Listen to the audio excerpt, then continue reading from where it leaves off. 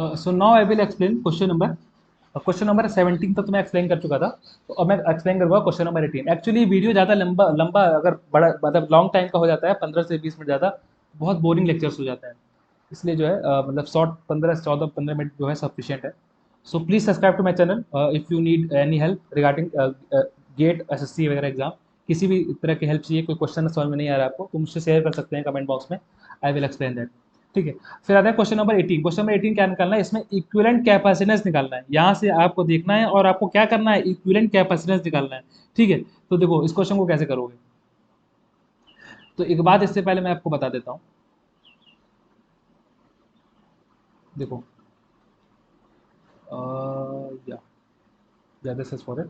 सो देखो, जब भी मतलब शायद कुछ लोगों को पता ना हो कि कैपेसिटेंस और रेजिस्टेंस के लिए अलग अलग फॉर्मूला। जैसे कि देखो ये अगर कैपेसिटेंस है, ये दोनों किस में है भैया, ये हमारा सीरीज में है, C1 C2 किस में है, सीरीज में है। तो इसका इक्विवेलेंट कैपेसिटेंस जो दिया जाएगा वो दिया जाएगा, सॉरी C1 C2, वो दिया जाएगा C1 C2 upon C1 + C2 से दिया जाएगा। ठीक है।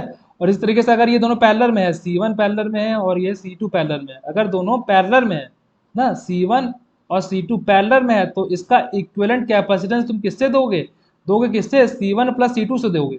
ठीक है। ये रेजिस्टेंस के रिस्पेक्ट में उल्टा है। ठीक है। तो अब इस क्वेश्चन को ध्यान समझें। ये क्वेश्चन दिया आपको इक्विवेलेंट कैपेसिटेंस निकालना है भाई। ठीक है। देखो कैसे करोगे। सबसे पहले क्या किया गया, सबसे पहले ये दोनों किस में है, सीरीज में है।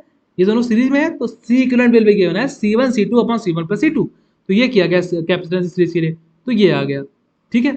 अब क्या हुआ, देखो ये आ गया तो इसको इससे रिप्लेस कर दो। इसको 100 से रिप्लेस कर दिया हमने।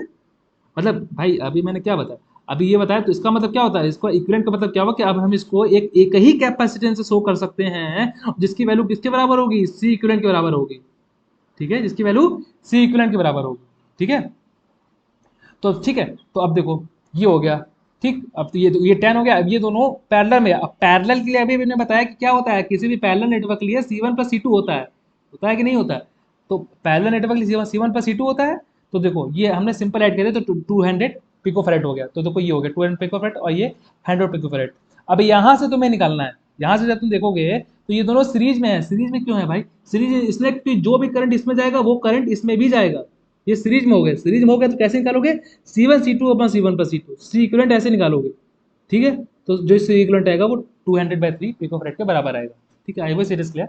याद रखना जब भी ये देगा तो वोल्टेज सोर्स को वो करोगे भाई, वोल्टेज सोर्स के अंदर से देखोगे इधर से कि भाई क्या चल रहा है, मतलब कि कहाँ से कोई कौन कौन सी करंट कहाँ जा रही है, कौन सा कैपेसिटेंस सीरीज में या रेजिस्टेंस पैरेलल में, सीरीज में, हमेशा कहाँ से देखोगे, इक्विवेलेंट निकालने की जब भी बात पूछता है तो आप हमेशा यहाँ से देखेंगे। ठीक है। वोल्टेज सोर्स के एंड से इस तरीके से यहाँ पे ऐसे ऐसे देखा गया। ठीक है। यहाँ से देखा गया तो ये पता चला कि ये दोनों जो है वो सीरीज में है। ठीक है।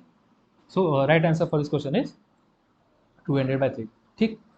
अच्छा ये क्वेश्चन होता है, ये क्वेश्चन बहुत सा क्वेश्चन है। Question number 19, in I A is the armature current of DC series motor. ये तुम्हें निकालना है, मतलब इसका रेशियो निकालना है। तो यार डीसी सीरीज मोटर के लिए एक एक्सेप्शन केस होता है। एक्सेप्शन तो क्यों होता है, क्योंकि डीसी मतलब बाकी केस जैसे कि कोई भी शंट मोटर ले लो, जैसे शंट मोटर ले लो अगर तुम, या फिर सेपरेटली एक्साइटेड डीसी मोटर ले लो, तो उस कंडीशन में टॉर्क जो होता है वो प्रोपोर्शनल होता है फ्लक्स के और आईए के। ठीक है। तो भाई अगर शंट की बात करें, देखो बाकी में ऐसा क्यों नहीं होता है मैं आपको बता रहा हूँ कि अगर हम शंट की बात करें, शंट डीसी मोटर की अगर हम बात करें, शंट डीसी मोटर की, डीसी मोटर की अगर हम बात करते हैं, तो वहां क्या होता है कि यार फील्ड वाइंडिंग जो है ना वो ऐसे लगा रहता है। ये फील्ड वाइंडिंग लगी रहती है जिसको हम आरएसएच कहते हैं ना, और ये आर्मेचर वाइंडिंग लगी रहती है, ये आर्मेचर। ठीक है। ठीक। तो भाई अब आर्मेचर में कितनी कर, देखो जो फ्लक्स प्रोड्यूस होता है, ये वाला फ्लक्स जो प्रोड्यूस हो रहा है ये इसके वजह से फ्लो हो रहा है, जो इसमें करंट जा रही है उसके वजह से जो फ्लक्स प्रोड्यूस हो रहा है वो ये इसका मतलब इसमें इसके अंदर जाने वाला करंट डिसाइड करेगा। आर्मेचर करंट, आर्मेचर में जो करंट जा रही है वो नहीं डिसाइड करेगा। कौन डिसाइड करेगा, ये अलग अलग डिसाइड करेगा। इसमें अलग करंट जाएगी, आर्मेचर वाला करंट तो ये वाला हो गया। तो आर्मेचर के करंट से इससे कोई मतलब नहीं है ना। अब इसी तरीके से सेपरेटली एक्साइटेड देखो, सेपरेटली एक्साइटेड में क्या होता है, वहां पर एक सिस्टम ही अलग से होता है जिसमें आरएसएच अलग से लगा रहता है। ये हमारा आर्मेचर होता है, ये सेपरेटली एक्साइटेड का है। तो ये flux flux flux producing component जो होता है वो ये होता है, अलग से लगा रहता है। बाकी ये आर्मेचर है, अलग से फ्लक्स प्रोड्यूसिंग कंपोनेंट होता है। तो यहाँ पर भी आर्मेचर करंट जो इसके इसके अंदर जाएगा या इसे प्रोड्यूस होगा, फ्लक्स से इसका कोई मतलब नहीं, क्योंकि फ्लक्स के लिए हम अलग से वाइंडिंग लगाए, अलग से लगा के दे रहे हैं, यहाँ पे अलग से वाइंडिंग लगाए। लेकिन सीरीज मोटर के केस में क्या होता है, सीरीज मोटर में ऐसा होता है कि भाई ये होता है तुम्हारा, ये मतलब ये सीरीज वाइंडिंग होती है, सीरीज वाइंडिंग कहते हैं, आर ऑफ सीरीज। ठीक, यहाँ से हम प्लस माइनस डीसी सप्लाई दे रहे हैं। ठीक, और यहाँ पर हमारा क्या है, यहाँ पर हमारा एक आर्मेचर है। आर्मेचर रेजिस्टेंस पे नहीं दिखा रहा हूँ, नेगलेक्ट कर रहा हूँ, आर्मेचर ना। अच्छा अब ध्यान दो यार, जैसे कि यहाँ पे तुम डीसी सप्लाई दिए, अब करंट जो बह रहा है इसमें ना, अब इसी करंट की वजह से हमारा फ्लक्स आ रहा है, इसी यही करंट जो है इस कॉइल में जा रहा है और फ्लक्स प्रोड्यूस कर रहा है ना। तो यही यही यही फ्लक्स, यही करंट प्रोड्यूस कर रहा है। तो मतलब ये वाला फ्लक्स जो है, ये किस पे डिपेंड हो गया, ये पूरे तरीके से आर्मेचर पे डिपेंड हो गया, क्योंकि जितनी आर्मेचर करंट तुम बढ़ाओगे उतना ज्यादा फ्लक्स प्रोड्यूस होता चला जाएगा। इसीलिए डीसी मोटर से क्रेन वगैरह जो होता है, क्रेन वगैरह में सबसे ज्यादा जो इस्तेमाल होता है, या फिर मिक्सी जो आपके घर में चलती है, उसमें डीसी सीरीज मोटर इस्तेमाल होता है। क्यों इस्तेमाल होता है कि भाई अगर ये डीसी मोटर है, तुम इसको चला रहे हो, अब तुम सब कुछ डाल दिए इसके अंदर, मिक्सी मान लो कुछ है, सब कुछ डाल दिए, अब मोटर तुम ऑन कर दिए, अब इसमें क्या ये पीस ही नहीं पा रहा है, अब पीस नहीं पा रहा है तो और ज्यादा करंट डिमांड करेगा। तो भाई अगर करंट बढ़ेगा तो ये फ्लक्स जो बह रहा है इसके अंदर वाइंडिंग में, ये भी बढ़ेगा, तो हमारा टॉर्क जो है वो क्या हो जाएगा, डबल हो जाएगा, आई स्क्वायर से प्रोपोर्शनल हो जाएगा। मतलब जैसे तभी तो अच्छे से घुमा पाएगा ना इसको, ये इलेक्ट्रोमैग्नेटिक टॉर्क है जो इसको घुमाने की, जो इसको घुमाने में मदद करता है। तो जैसे जैसे तुम और डालते चले जाओगे, वैसे वैसे और जो है और करंट की डिमांड करता चला जाएगा, और करंट डिमांड करेगा तो टॉर्क क्या होगा, स्क्वायर क्वांटिटी से बढ़ेगा। तो और अच्छे से जो है अच्छे से कर पाएगा, मतलब क्रेन वगैरह और अच्छी चीजें उठा पाएगा, ये और अच्छे से मिक्स कर पाएगा। क्यों मिक्स कर पाएगा, क्योंकि टॉर्क डायरेक्टली प्रोपोर्शनल हो जाता है इस करके। बाकी लोग मतलब मिस्की में या फिर उसमें क्या नाम है, क्रेन वगैरह में इसी का इस्तेमाल होता है। बाकी में ऐसा कुछ नहीं है, बाकी में तुम करंट आई इंक्रीज करोगे तो आई एक एक यूनिट है यहाँ पर, सिर्फ आई से, यहाँ पे आई स्क्वायर है, तो टॉर्क बहुत ज्यादा प्रोड्यूस हो जाएगा। ठीक है, थोड़े से करंट के लिए भी। ठीक, तो अब देखो इस क्वेश्चन को ध्यान से समझो, क्या दिया हुआ है कि torque develop by meter for a small value of armature current to the high value of armature current. तो देखो उसके लिए क्या करना पड़ेगा कि डीसी सीरीज मोटर के लिए टॉर्क प्रोपोर्शनल होता है आई ए स्क्वायर के। क्यों मैंने बता दिया, क्योंकि that is torque is proportional to flux to I A, for large value of I A flux become saturated. एक तो आपको पता होगा जब भी फ्लक्स वगैरह की बात आती है, तो जो इसका बीएच कर्व जो आता है जनरली किसी भी सिस्टम का, वो हमेशा ऐसे आता है, ये ना। तो भाई ऐसा होता है कि अगर तुम बहुत ज्यादा करंट दो, मतलब कि जैसे कि फ्लक्स किसी भी कॉइल की फ्लक्स प्रोड्यूस करने की क्षमता जो है वो बहुत लिमिटेड, मतलब कि एक रेंज तक होती है। इसके बाद ये क्या हो जाएगा, ये सैचुरेट हो जाता है, भाई इससे ज्यादा हम फ्लक्स नहीं दे पाएंगे। तो अब वही ये कह रहा है कि भाई अगर तुम बहुत ज्यादा करंट दे दोगे, high value of armature current दे दोगे, तो फ्लक्स ऑलमोस्ट कांस्टेंट हो जाएगा उसके लिए, flux become saturate, almost constant हो जाएगा। तो हाई वैल्यू ऑफ करंट के लिए क्या होगा, टॉर्क प्रोपोर्शनल हो जाएगा सिंपल आईए के। लेकिन अगर लो वैल्यू दोगे, जैसे कि आप क्या दिया, लो वैल्यू, स्मॉल वैल्यू पर चले, तो स्मॉल वैल्यू के लिए तो भाई ये आई स्क्वायर ही रहेगा ना, स्मॉल वैल्यू पर ऐसा सैचुरेट होगा नहीं भाई। अगर स्मॉल वैल्यू करोगे तब तो ये यहीं पर रहेगा हमारा कर, जैसे यार अगर तुम इसको फ्लक्स समझो और इसको तुम आइए समझो ना, तब तो करंट यहीं तक रहेगा। लेकिन अगर ज्यादा करंट दे दोगे तब भी सैचुरेट हो जाएगा ना। तो बस वही ये कह रहा है, आई स्क्वायर अपॉन आई जो कि आई के बराबर हो जाएगा। ठीक है, तो ये सिंपली जो है आई के बराबर हो जाएगा, ये जो है बहुत ध्यान देने वाली। यहाँ पे कंसेप्ट क्या इस्तेमाल है कि यहाँ पे जो सैचुरेट हो जाएगा, बहुत ज्यादा करंट दे दोगे तो सैचुरेट हो जाएगा। ठीक है, और ये ऐसा क्वेश्चन डीसी मोटर के, सीरीज मोटर के ही केस में पूछ सकता है, मतलब ऐसा क्या होगा। ठीक है, तो I hope it is clear. फिर आता है क्वेश्चन नंबर 20। अभी क्वेश्चन ये पावर सिस्टम 2 का क्वेश्चन है बेसिकली। ठीक है, तो देखो कैसे एक्सप्लेन करेंगे उसको मैं। Please subscribe to my channel and you can say to me in comment box कि आपको कौन सी चीज अच्छे से समझ में नहीं आई जो भी मैं एक्सप्लेन कर रहा हूँ। I will try to explain it one more time if possible. ठीक है, अब ये क्वेश्चन को देखो, इस क्वेश्चन में क्या हुआ है, ये क्वेश्चन दिया हुआ है, ये पावर सिस्टम का क्वेश्चन है, स्टेबिलिटी का क्वेश्चन है। ये फिगर दिया हुआ है, अब पूछ क्या रहा है कि सिस्टम कब क्या होगा, मतलब स्टेबल होगा, क्रिटिकली स्टेबल होगा, अनस्टेबल होगा, कैसे निकालोगे देखो। तो भाई देखो इसमें क्या होता है, A1 इसका असलेटिंग एरिया, A1 को हम क्या कहते हैं, असलेटिंग एरिया कहते हैं। मतलब कि जैसे कि देखो, जैसे कि ये A1 जो है वो असलेटिंग एरिया है। A1 अच्छे से अगर आपको, ये वाला A1 है, ये वाला A1 है और ये वाला A2 है। ठीक है, ये वाला A1 है और ये वाला A2 है। ठीक है, तो देखो A1 और A2, तो A1 को हम कहते हैं असलेटिंग एरिया और A2 को कहते हैं डी असलेटिंग एरिया। ठीक है, तो देखो भाई, देखो कंडीशन क्या होती है, मैं आगने वाले क्वेश्चन, मतलब अगर कल को कोई क्वेश्चन आता है तो किस तरह से पूछा जाएगा, A1 is insulating area and A2 is the insulating area. तो देखो A2 मैक्स की वैल्यू अगर ज्यादा है A1 से, तो सिस्टम क्या हो जाएगा, स्टेबल हो जाएगा। ठीक है, और अगर A2 मैक्स मतलब कौन सा एरिया, ये वाला एरिया और ये वाला एरिया। ठीक है, तो अगर ये बराबर है तो क्रिटिकली स्टेबल हो जाएगा, और अगर A1 ज़्यादा है ना, A1 ज़्यादा है तो सिस्टम क्या हो जाएगा, अनस्टेबल सिस्टम हो जाएगा।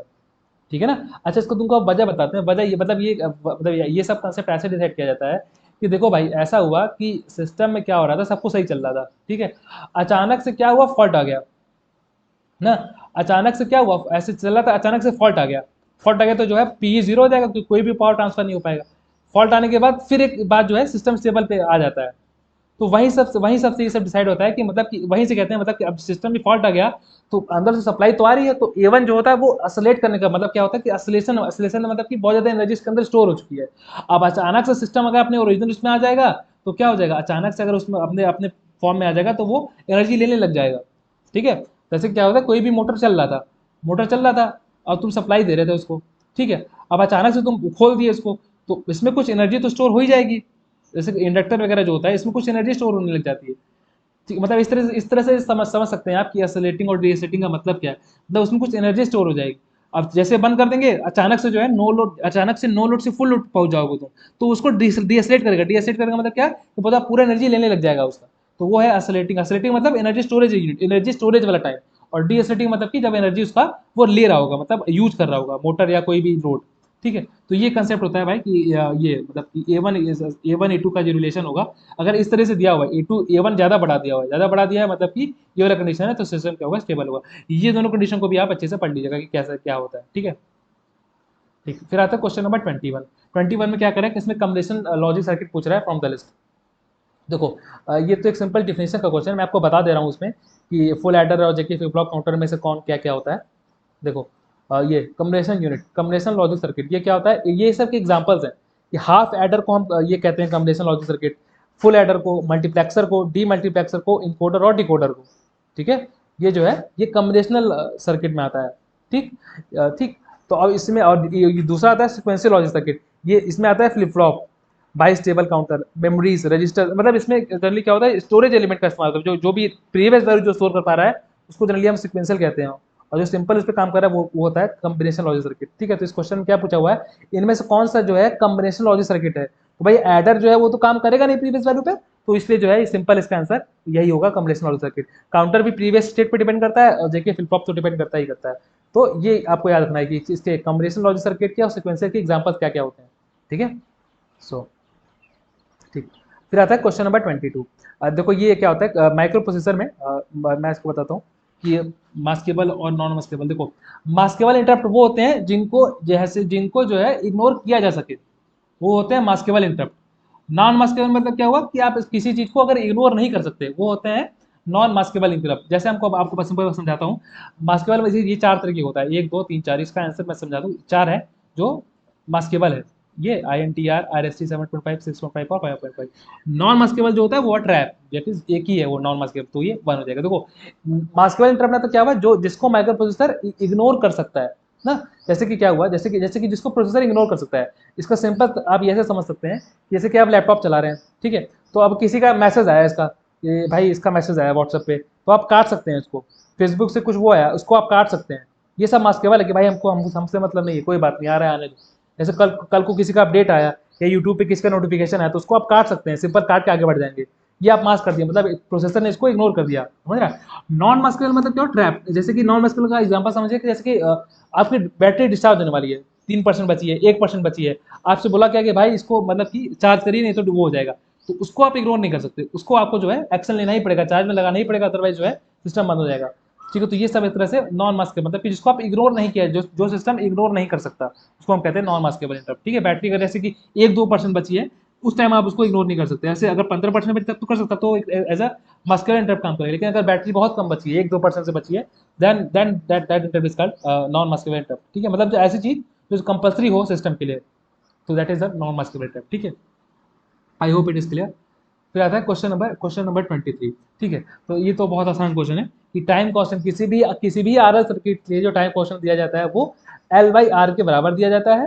ठीक है। L/R के बराबर दिया जाता है। और किसी भी RC सर्किट के लिए जो टाइम कांस्टेंट दिया जाता है वो R/C के बराबर दिया जाता है। ठीक है। ठीक। हाँ, ये एक बहुत अच्छा क्वेश्चन था, which may I will be explaining next video. Okay, so please subscribe to my channel. I will just keep explaining just to motivate me and support me. So thank you for this.